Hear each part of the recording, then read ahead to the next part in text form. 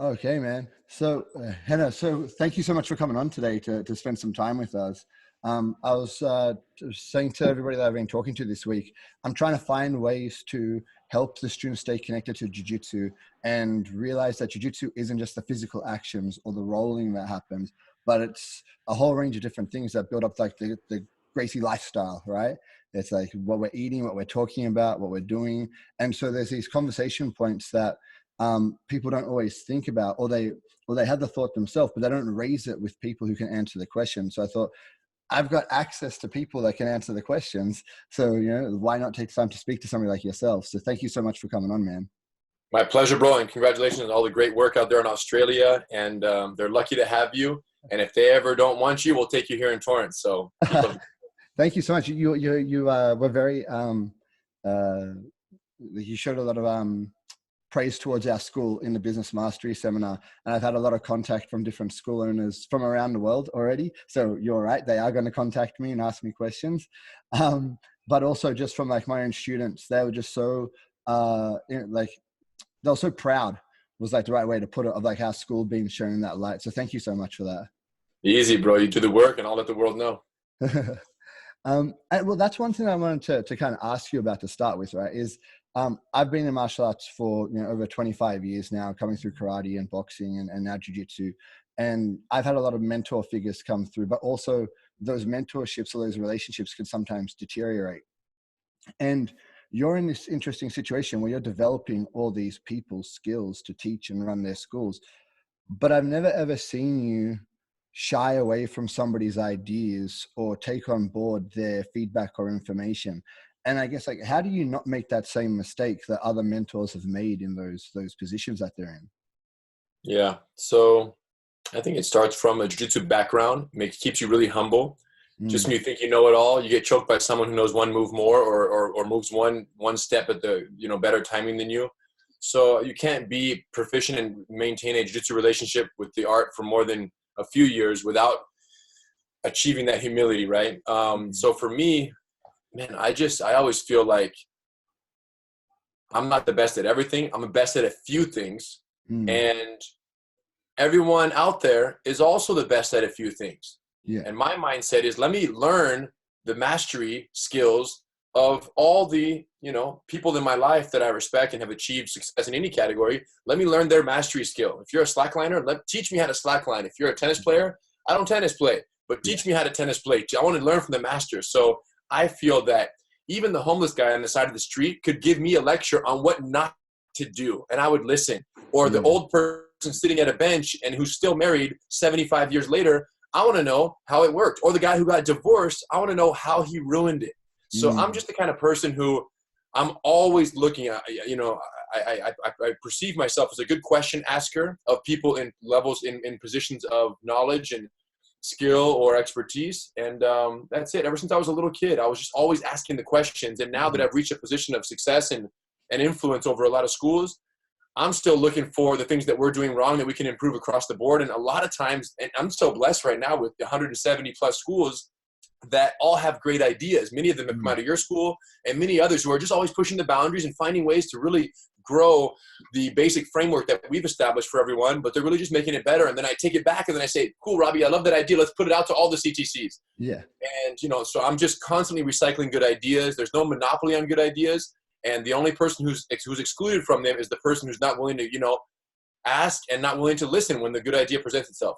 Yeah, I think a lot of people would be in like my position where like you're coming in and you're being led by different, like a leader like yourself. You'd be like, I'm finding myself nervous to voice my opinion of that.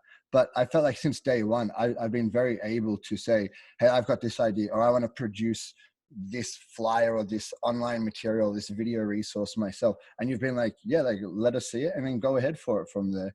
And it's just it's such a comforting thing to know that you're able to do that you're not going to have you're not going to be attacked for sharing an idea in that situation. Yeah. And I think that your initial impulse that you might be attacked comes from your history in martial arts. 100%. The very traditional martial arts is very much bow to your master. Don't speak up. Don't ask questions. Don't ask why. Yeah.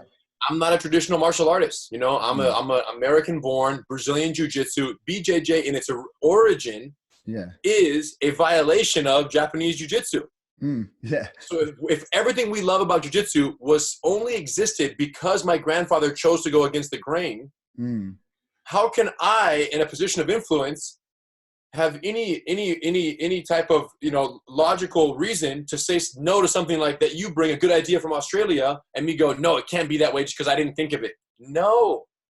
The people who are the boundary pushers, the people who are trying new things, seeing, doing the testing, give us the data. And if it works, I don't care, bro. If it works for you, it works for me. So there's no, I don't care where the idea comes from. I just care that it was had. And then where the idea came from, people are going to allow us to share it with everyone. And if that's the case, we all win together. And that's it, right? Because it really is. It's like we're all feeling those successes, and you see all the different school owners talking to each other. And it is like a feeling of success. It's like that thing paid off, or that idea you had was awesome. Like, I'm going to try that out for a little bit. And it just keeps paying off tenfold for everybody else from there. So yeah, it's been a great experience for myself to go through. And then it leads on to me with like my assistant instructors and so forth.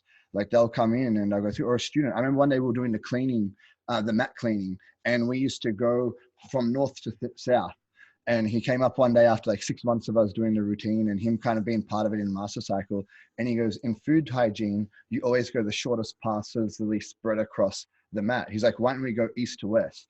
And I was like, that's a great idea. And it increased like the efficiency of time of sweeping. It meant more people were doing it. And it was just like that idea. But he was scared. Like he came up to me and he was like, Robbie, I kind of have something I wanted to share with you. I'm like, dude, just spit it out, man. What's going on? He's like, oh, it's just about the way we keep the place tidy. And I was like, are we not keeping it tidy enough? He's like, no, you're doing it good. And you could just see like he was nervous. Yeah. Like, I feel like I would be nervous to ask a question. There you go, bro. So you're not only the victim of that nervousness, you're the culprit of it too, you know? So it's good, bro. And listen, as long as, it's all good. It's family spirit. It's good ideas from everywhere. And listen, this speaks to the culture at GU. It speaks to the culture at Burwood. It's just, you know, you're successful because of this spirit, and your recognition that this spirit exists in us at the top is why you're perpetuating it and why you're so successful. I mean, it all makes perfect sense.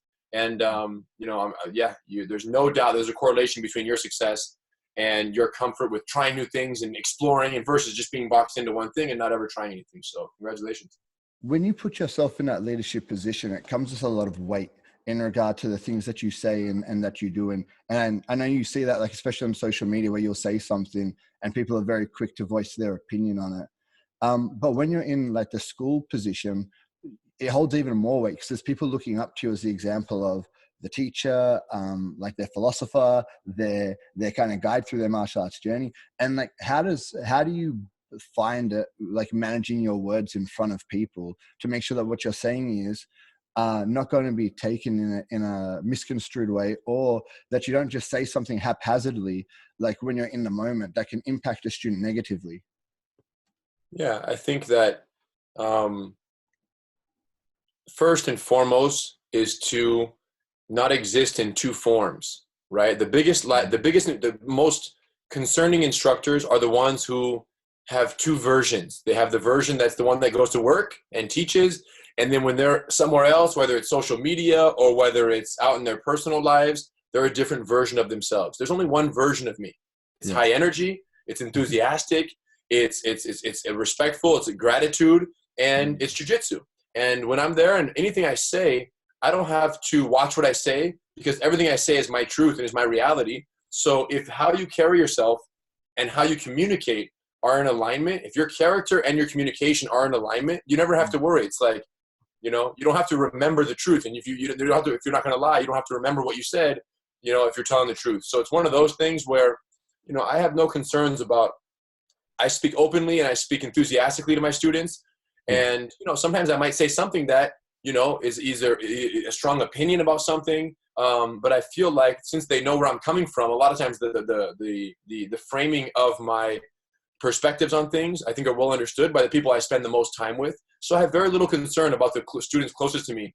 And naturally, when you have social media where everyone is, you know, someone is, you know, is watching what you're saying, the people that are the furthest away and know you the least are going to make the heaviest opinions and be the most critical. So you have to become thick-skinned and just kind of brush it off, delete the comment, ignore them or whatever, and just go on with your day. Because if they don't know me, then their opinion about me can't have any weight, right? Your opinion about me can only matter as much as you matter to me.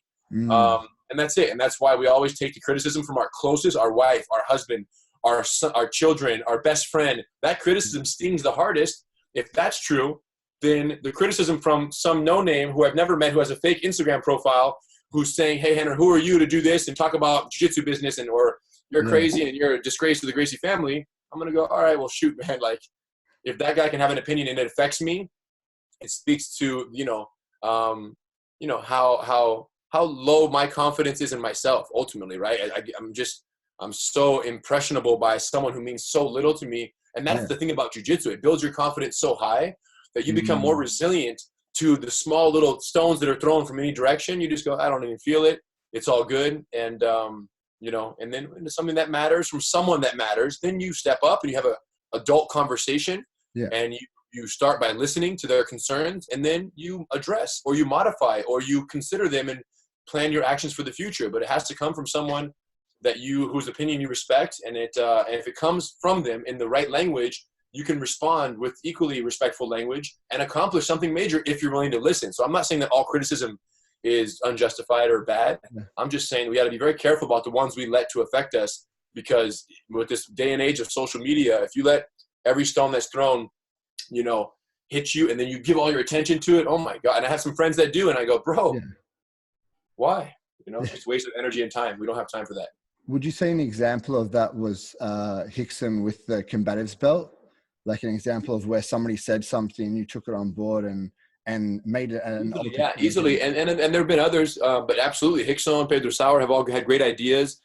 And these guys just did it the right way. And they just, instead of just talking trash in the media, they come and they say, hey, here's what it is. Let me understand. First, it's like, hey, let me understand. And then I show it to them. They go, wow, this is more than I imagined. All right, cool. Now, what is it like? And tell me more about it. And then they understand fully. And then once they understand, they go, all right, well, here's my concern. I understand what you're doing. And here's my concern now that I understand. And then they explain that to me. And I go, all right, cool. So your concern is this, this, this, and this, right? Yeah, okay. So what if we did this or this? Yeah, that one makes sense. That one not so much. Okay, cool. Let's try this. So they just adult conversation and you go, bro. So I'm the first one to, be open to a good idea. If it's coming from the right source and with the right energy, it's all good. And you think because you come at it with that energy, it makes them less combative when they come and talk to you? Like they're willing to share? Sure. Well, you start with respect, bro. You get what you start, for sure, especially with the older generation and my uncles and, even other non-family members out there who, you come with respect and you coming with an open ear, right? Communication starts with listening. So you come in trying to understand first where they are in their life and what their concerns are. And then everything takes care of itself from there. You were commenting before, like your grandfather went against the grain and kind of changed the whole way he approached jiu-jitsu. And that's why we kind of come in. And I hear Huron talk about your grandfather a lot as well. And I hear you put drips and drabs out, but I've never really heard how much time you got to spend. Because I know like Huron got to go for like 6 months and spend 6 months in Brazil with him. And I guess like how much time did you have with your grandfather? Yeah, I didn't have the 6-month graduation stint that Hedon had. When Hedon did that, Hoist was still working at Gracie Academy with my dad. So Hedon was able to leave and the business was still somewhat under control. When I graduated high school is when Hoist left and split off to do his own thing. So at that moment, Hedon not only was back and needed to be back, but I was like graduated high school. And from day one, it was like, boom, you're running the business. You and Hedon are it, 100% go. And we taught every class, privates, groups, and just nonstop all day, every day. But so I didn't get that 6-month run, but I got several months at a time. He would come here, he would stay here for a month or two at a time. He would stay in my house with my dad and with me in a bedroom, and had many great conversations. And of course, growing up, all the trainings, right? When he was in town, it's coaching me and Hedon at 12 and 14 years old, beating each other up. Every single year he would come. And towards his later years, like 89, 90, he stopped traveling as much. But prior to that, it was, every year for at least several weeks, sometimes longer, he would come here. He just liked being here and cleaning up and folding towels and always telling everyone what they're doing wrong at the academy and checking everyone's self-defense. And then people would want to buy a private class with my grandfather.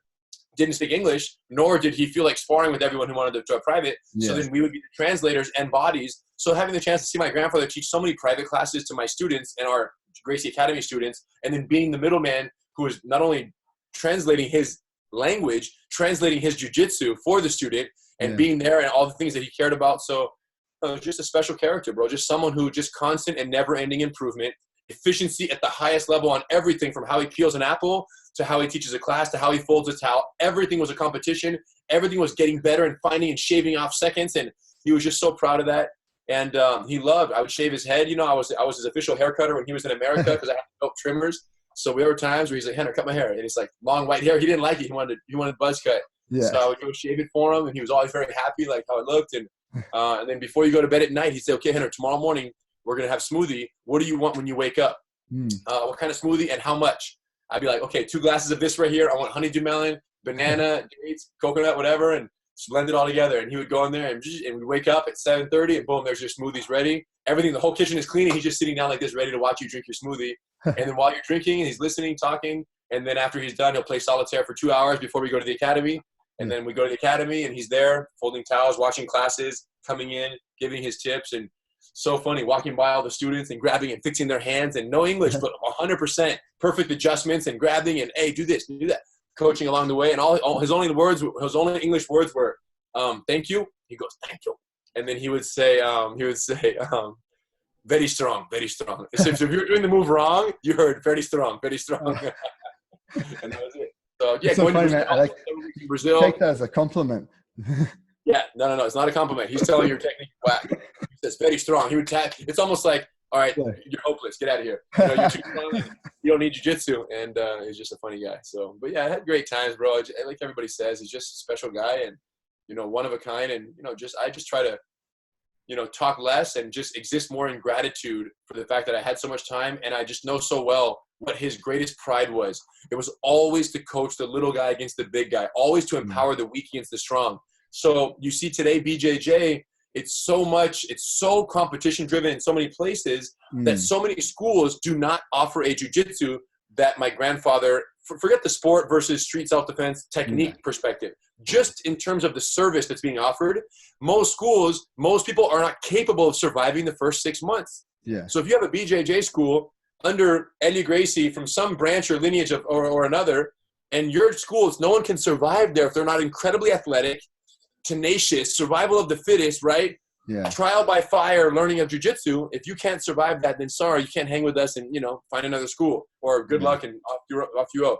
Most people are thrown to the wolves, you know, early on. And it's the big disconnect is because in Brazil, there weren't group classes, right? It was primarily almost entirely private classes early days. Everything was one-on-one. So the student would start learning, and then teacher would change the intensity to match that of the student, always pulling them along.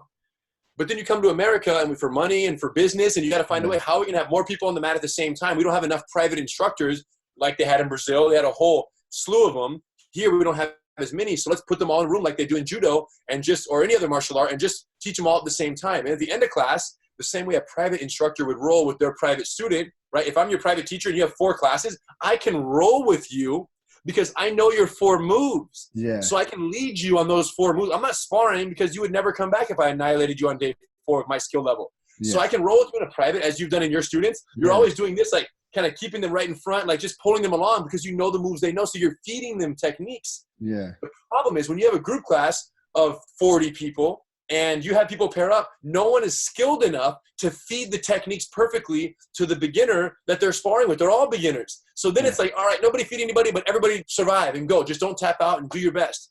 So that's where the disaster came in because the gradual, appropriate, progressively increasing of intensity sparring that happened at the end of private classes could never be replicated on a group level by students of varying skill levels. And that's when the whole disaster began.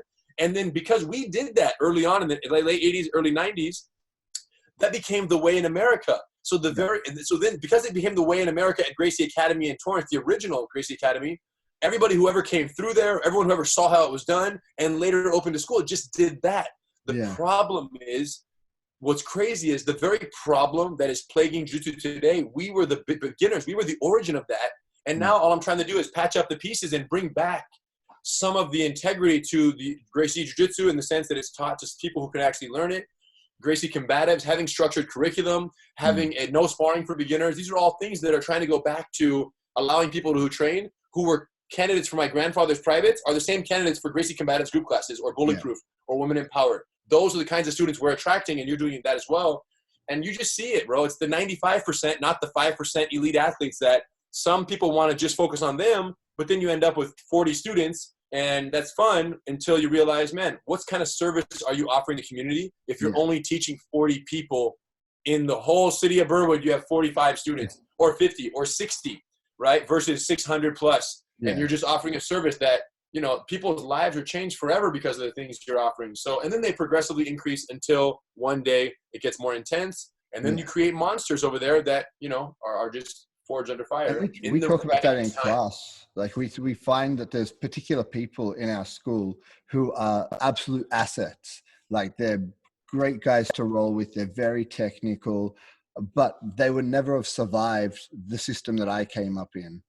And through bringing them through combatives and RD and building them up in, you know, in the way that we do throughout it, you have these guys who are just like absolute technical monsters, fun to roll with, but also encourage all their training partners to roll and engage in the learning even more. You know, they want to do more with them. They want to, and they just have that mindset, right, that their body couldn't back up if they would have come the other way. And now they do, because they've built the skill and the coordination and all this. And, you know, it's such that we see the payoff, but not everybody trusts it because they haven't felt it yet. They've only felt one way to do it. Yeah, you don't know what you don't know. And if you were brought up under the firing freaking pit, then guess what? When you open your school, you're going to create a firing pit and just hope that, you know, people survive the way you did. And, hey, I love jiu-jitsu, so I want to give it the way I got it. And, it's sad, bro, because, you know, it's sad because these businesses aren't nearly as successful as they could be for their own personal, if you even call it just be selfish and the financial gain for the individual owners, they're missing out on 90% of what they could have. But it's much bigger than that, right? They're not servicing people who need jiu-jitsu. If you look at the Grandmaster and what he wanted, everyone should have access to jiu-jitsu. It changes lives, makes the world a better place, right?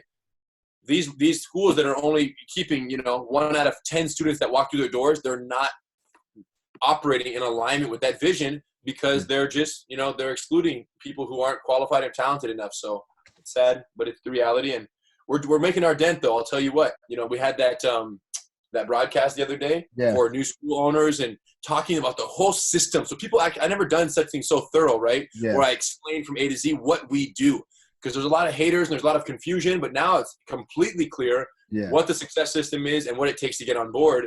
And since then, I think Ty just sent me a thing. It's been 48 hours, and we have 131 territory applications since the time that we did that broadcast. So now that there's clarity and people know exactly what it is that the relationship is, you know, they're just flooding in right now more than we've ever had. And it's exciting because we're going to make a dent. We're going to make a dent. We're going to tilt the scale back in the other direction. And I'm very confident that fast forward 3, 5, 10 years, the days of these BJJ fight clubs of absolute annihilation stations, they're gonna fizzle away. I'm telling you, because it's just a matter of the schools in every territory. The schools that will prevail are the ones that are offering the greatest service. So it'll just happen by itself. And you know, whether it's CTCs, right, which would be great, or whether it's just people who wake up and smell the coffee and realize they have to do this in a way that is accommodating for the student, but also helps them grow in a structured manner to keep them engaged. Well, whoever does that, whether it's with us or without us, is gonna service people better. You know, the difference with us is that, you know, the group marketing benefit, the fact that we're all on the same page, and the consistency across the board, and the fact that we can help get students in the door from all of our marketing efforts is a great benefit. But we're not the only ones. Anybody who has the foresight to protect people, give them structure, and give them self-defense will double their success than what they would have ever had otherwise. That one, like when I came on board, you released like a video about like BJJ black belts going through the system. And I know it's something I've heard you talk about since. And we've seen a few black belts come through the ICP, but still not a vast majority. What do you think the number one barrier is to black belts getting on board? Good question. And I think you experienced this. You can speak on your own behalf here, which is you thought you had it figured out. Yeah. You thought you were good. You feel me? Like we tout so much the fact that a blue belt can teach beginners that some black belts go, well, I guess it's not for me, until they realize, look at Robbie and look at the success. And that's why I used you as a testimonial, because you were a black belt before and you were a black belt after. The only thing that changed was the operating system and the confidence that our program gave you to just go and own it 100% and be with it. So I love that testimonial. But that doesn't speak to the brand new blue belt who's trying to open a school. So I have to talk to him about Johnny Vasquez or the Taekwondo guy. That's why I have those 3 testimonials, because they address the full gambit of what the viewing audience is, right? So Yeah. nonetheless, the answer is they think they got it figured out. I spoke to a guy today on the East Coast of the United States, has about 200 students, and he's on the fence. Like, yeah, I don't know if the money, it's worth it, this and that. Yeah. And I was like, bro, it is. It's absolutely, you're going to hover. He's been 15 years and he has 200 students. You know what that means?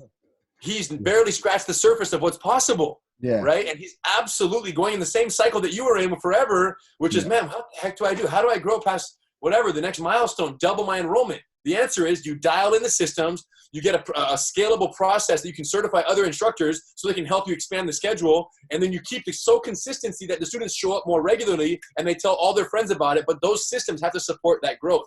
Yeah. So I'm like telling him all this and he's like, yeah, but this and that and whatever. So it was so funny to talk to him and I already know the end result. I've already seen it many times over of black belts who came in and, oh my gosh, they never look back. Yeah. So it's, the answer is they think they're okay as black belts. Little do they know they're completely lost in the woods, most of them. And as are all instructors with no training, right? Well, how do you learn anything without learning anything? Just because you're a black belt and you came up doesn't mean anything about your teaching or your business administration or your program coordination or your schedule optimization. None of that comes with a black belt. So there's no other job that you do in regard to teaching where you don't go in qualified besides martial arts. Yeah, it's like apparently the belt gives you justification. There's one. What is it? Parenting. Oh yeah. Having a child is like getting a black belt. Yeah, it's a major responsibility, but it doesn't come with an instructional manual. So to have a child and try to raise that child without going through the ICP, you're toast. Good luck. You're toast, bro. You better figure something out. So anyways, the black belts think they know. They have no idea, bro. They have no idea until they see a school like yours or ours or someone who's doing it right. And then they come visit and they go like this. Oh my gosh, I didn't even know this existed on the universe, on the planet.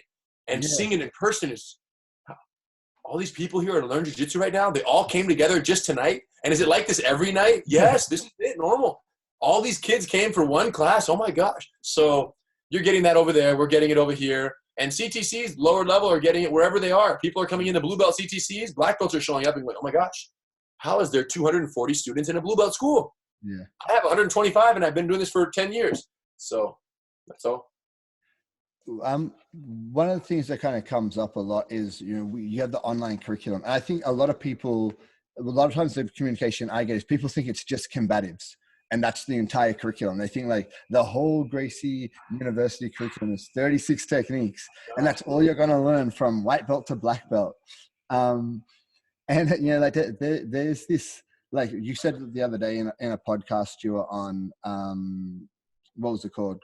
Cleared Hot. That's it. Yeah, you're on that, and you talked about like the 1%ers, like the Scott Butlers, the Jeremiah Hackett's, the guys who kind of like go in and learn the entire. Alexander Hagman's another one. Like who kind of like go in and learn the entire. And like right through to BBS4, and they've covered those. What is it? It's like 240 techniques per belt, 4 slices in, so you're hitting like almost 960 techniques. Yes. Per stripe, so you go through this. There's almost like 6,000 details that you're looking at across from bullyproof to combatives, women empowered, BBS 1 to 4, right? And so like you say, those guys, why do you think there's only like 1% that do that at the moment? Good question. I feel like, I think I said 5%. I said 90. I said 1 out of 20, 5% of, and maybe not even that high, but all the way through BBS4, it's very, but just learning online is about 5% of our, 5 to 10% of our GU membership actually does at-home training. The rest of them are just dabbling, watching lessons, training at a BJJ school, whatever. Yeah. But the point is, why isn't it not more? Man, it takes incredible determination. First of all, you have to have that fire to say, I'm going to do this no matter what. Yeah. Number one, because you take some work, right? Number two is you have to have the discipline to show up and say, I'm going to study right now. I'm not going to do my family distractions. Doing it from home, it's almost like working from home. It's harder than working at the office, right? So when you have the distractions and family and things, so the guys who do it just won't take no for an answer. They're far enough away from a CTC like yours and eager enough to learn a martial art like ours Yeah. that they just don't accept any other way. And if it's on the internet and Hiro and Henner say it's possible, they're going to make it possible. And they're going to be the example as to why it is possible. And those are the guys who surface, and almost invariably, they open CTCs. They're superstars first through GU, and then it's like, yo, if you're that one guy out of 20 or 1 out of 50 in your community that's capable of learning that motivated on your own, you should be leading the remaining 50, 100, 200, 500, 600 who are not motivated enough to log on at the end of a long day's work, and they actually want to show up at a school, line up against the wall, and have you tell them what to do. Yeah. It just makes the equation makes sense. If you're my loyal messenger and my guy who I'm going to send them the information, you're going to devour it and make it easy for them to learn. They should come to you and learn if they don't want to go devour it on their own time at home. So our system right now is perfectly dialed in to create these individual superstars, give them all the tools they need to transfer that information to their students, and then continue feeding information to them, and then they keep feeding their students. And to the extent that they do a good job feeding their students and owning the material and then passing it on, they experience the success that you're experiencing. It's very simple. If you're not committed to this pipeline that you and I have, we send it to you, you devour, and then you translate that for them, then that's when you see CTCs, which there are a few, who just don't experience the same success. It's been 4 years, and they're still not even BBS 1 certified. I'm like, yo, if you don't commit to the curriculum, why should your students commit to you? Yeah. I guess that's kind of like my next question is like, you give everybody the same package, right? But it doesn't turn out the same for everybody. And it's like, why do you think a CTC might not find the success that they're looking for when they go through the process? I think it's absolute character and discipline and willingness to sacrifice. It's just different. Yeah. You just human work ethic. Why do anybody, you have, 5,000 Stanford graduates, why do some of them become the most influential people in the world, and some people you never hear about and get broke and go there and just disappear into oblivion?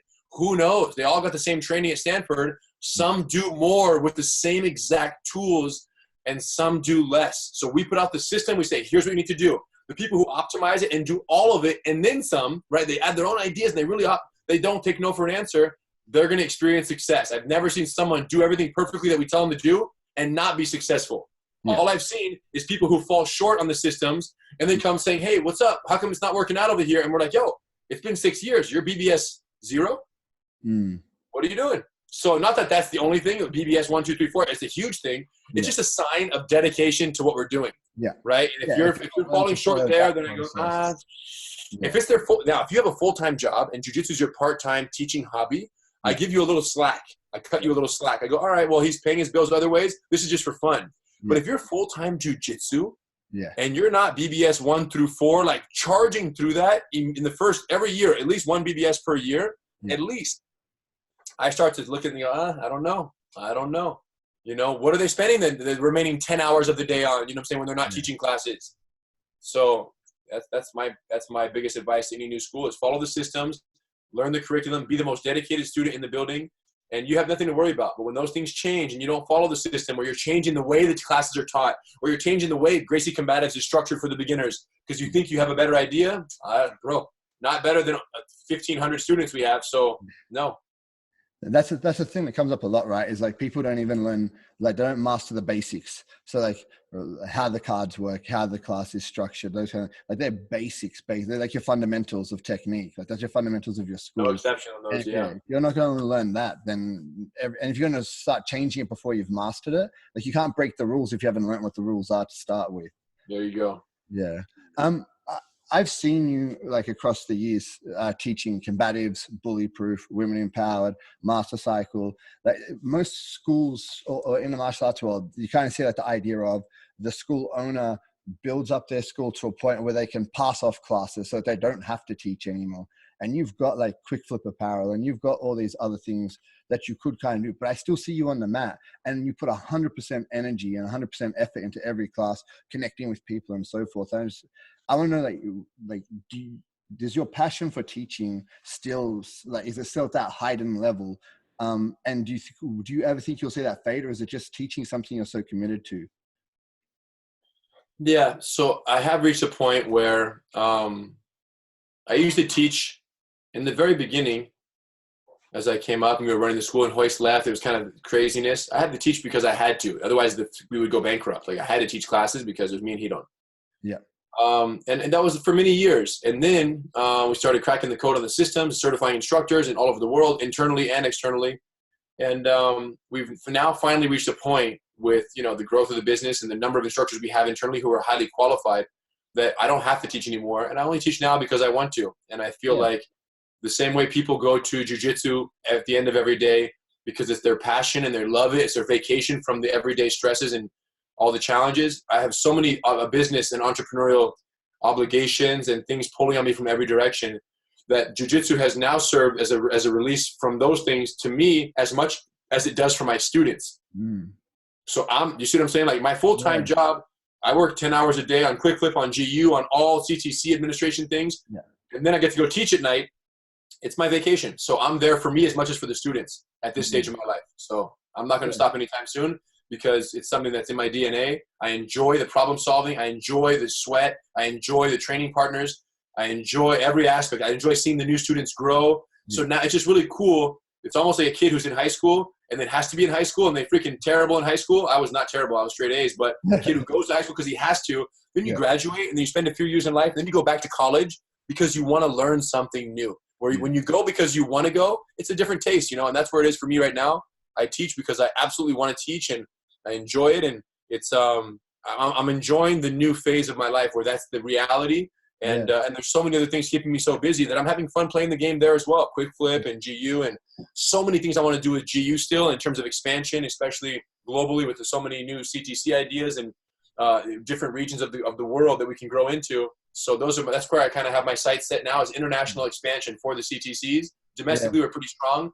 Internationally, with your help in Australia, South Africa, Canada, Europe, all throughout Europe, we could do better, and Asia. So every continent, basically, but the U.S., we need some more work in. South America, we need work in, and I'm looking forward to that phase.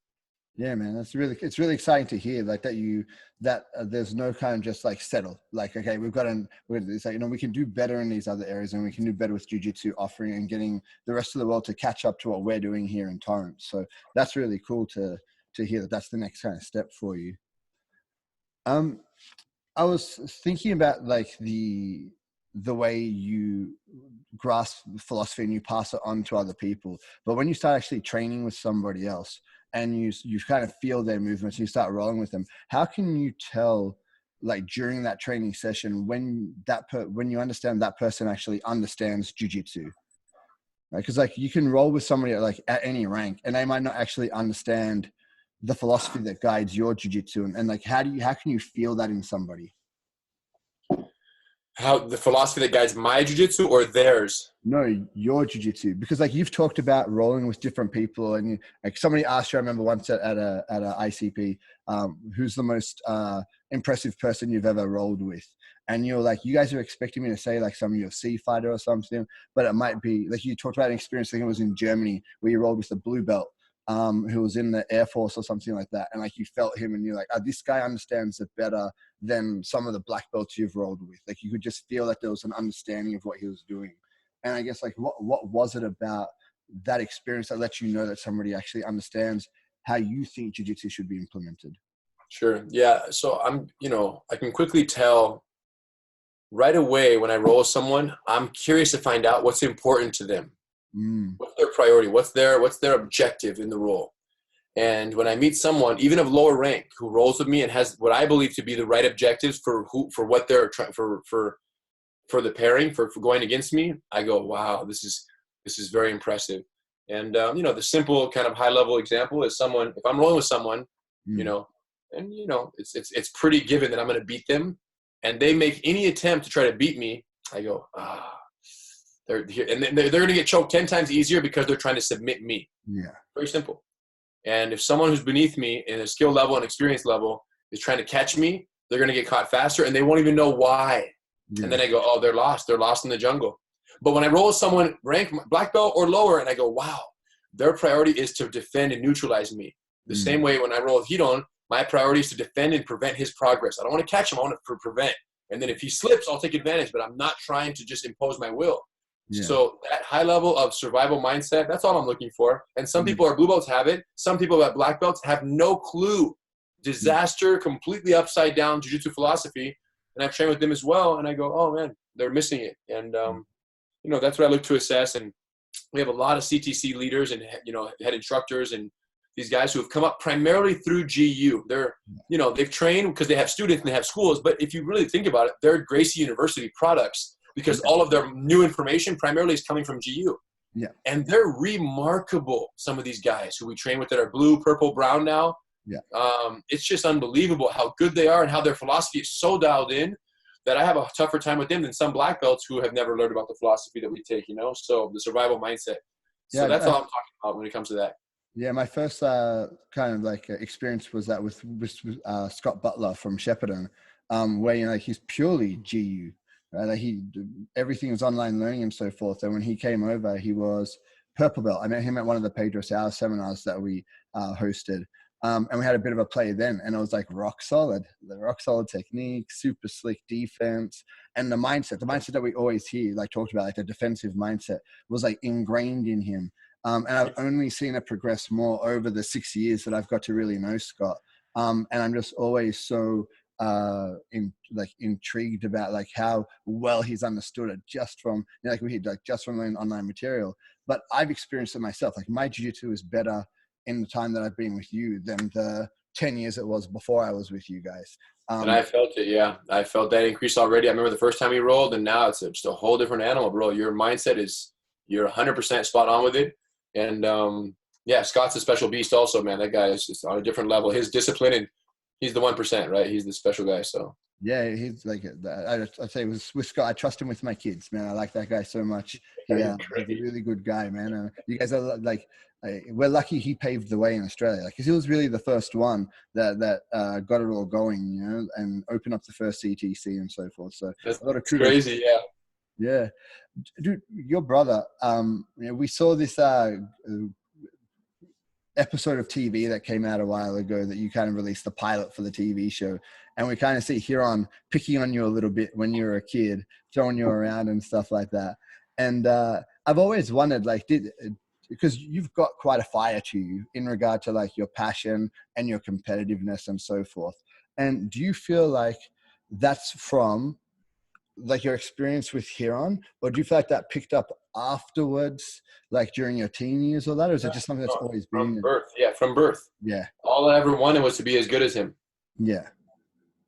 And like you're very fortunate because you have such a good relationship with him. Like that kind of competitiveness could make two. That wasn't always the case. We only became that close once we moved out into separate houses. Our parents divorced, and I moved out with my dad, so we weren't on each other the whole time. Yeah. But up until I moved out around 13 years old, he was the nightmare of my life. He was the worst case scenario. He was the bully. He was terrible. And we would fight. I mean, I was too. Let me get it twisted. I instigated a lot, but we had it on each other 100%. No jiu-jitsu either. All street fight rules. And it was just violence.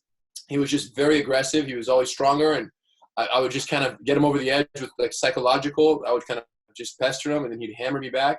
And then finally we moved apart, and we didn't live together, so there was some breathing room. And then once Hoist left and we took over the Gracie Academy together, then we had to rely on each other. And then we were adults at that point, and there was like no more kid and this insecurities that kids have. We just didn't have them anymore.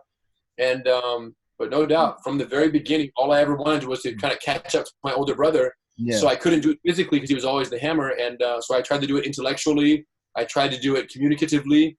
So in every way possible, I just wanted to catch up, you know, and that's the number. This is normal, right? This is a normal sibling situation. There's like proven studies, right? Where number 2 behaves a certain way, number 3 behaves a certain way, and number 4 behaves a certain way. And if you're not sure about it, just watch Teenage Mutant Ninja Turtles, and it's all scientifically proven in that movie. How those guys interact is identical to how my brothers and I, including Halleck and Halen, it's all Teenage Mutant Ninja Turtles, case study. But the point is, yes, it was, it was a rough upbringing, but it made me who I am today, 100% from the beginning. And now, you know, he kind of takes a back seat on some of the business stuff, but, you know, he's still a monster when it comes to jiu-jitsu. So it works out perfectly. Yeah, you guys have such a good relationship. You guys bounce off each other so well. And it's always like one of the most inspiring thing that all the teachers talk about when they see you guys together. It's like, they're like, I wish I had a partner at my school who was like, you know, the brothers, because like it's a different dynamic. And when you guys teach together and you bounce off each other, you guys just you have your timing down, you know when to let the other person breathe, you know when you can fill in for that person, and you never see anybody's ego get hurt in that moment. Listen, bro, here's the thing, though. A lot of instructors might be jealous they don't have a heat on, but let me just say this. No one needed a heat on as much as I did and as much as he needed me because of the storm that we had to go through. Just building GU, being pioneers with online learning, just all that we went through to like just restructure jiu-jitsu. It was so much change that if either one of us was by ourselves, we would have got torn apart by just the pressure of society. So the fact that there was two of us and we were like, no, screw all of them. Let's go. Boom. And we just carried on. Because there was two, right? There was a team. There wasn't an individual that was getting hammered by society. It was two people who shared a belief that we were doing the right thing. Now, all of you guys, you don't, number one, you don't need it. Number two, you don't get to have a heat on because you guys have it made. All you got to do is follow the system, love your students. The hate is gone. Like, you know, you can't argue with the success. We saw Johnny Vasquez on the live stream there that I brought him in. You guys at 465 as a purple belt. Yeah. How much can you hate on this when he's buried by black belts in his community and he's killing it #1 school 3 years in a row? You can't even say anything anymore. So the point is, Johnny doesn't need a heat on. Johnny just needs to follow the system that Heat-On and Henner pioneered through all the hate to make possible. And now you guys can live with that. So. Well, thank you for that then. You don't need a heat on and you don't get a heat on, bro. That's it. Look, I asked for half hour of your time and you've given me an hour. So I just wanted to say thank you for that, man. I don't have anything else I kind of had set up to ask you from here. So, I just want to say thank you so much. I know like there's so many different things you could be doing and it's like 10 o'clock at night now. So like, so thank Eve for letting us have you for an hour. And I will let her know, bro. Thank you, bro. Yeah. And we'll see you this weekend at the weekend webinars. We're going down Saturday, Sunday, and, more fun stuff, bro. Thanks for all the support. Congratulations with all the success and all the great videos and content you're putting out and the connection with your students right now on a high level. So you're definitely, leading the charge in terms of how to maintain that best possible connection. We're lucky to have you, bro. And can't wait to be on the mat with you again. Probably soon, ICP, as soon as we get out of the storm that we're in. That's the goal, right? Yeah, we got a bunch of guys ready to go for this ICP. So we just got to make sure we can actually get there or it'll be January next year. Stoked, man. I appreciate you, Robbie. Thank you, bro. Thank you.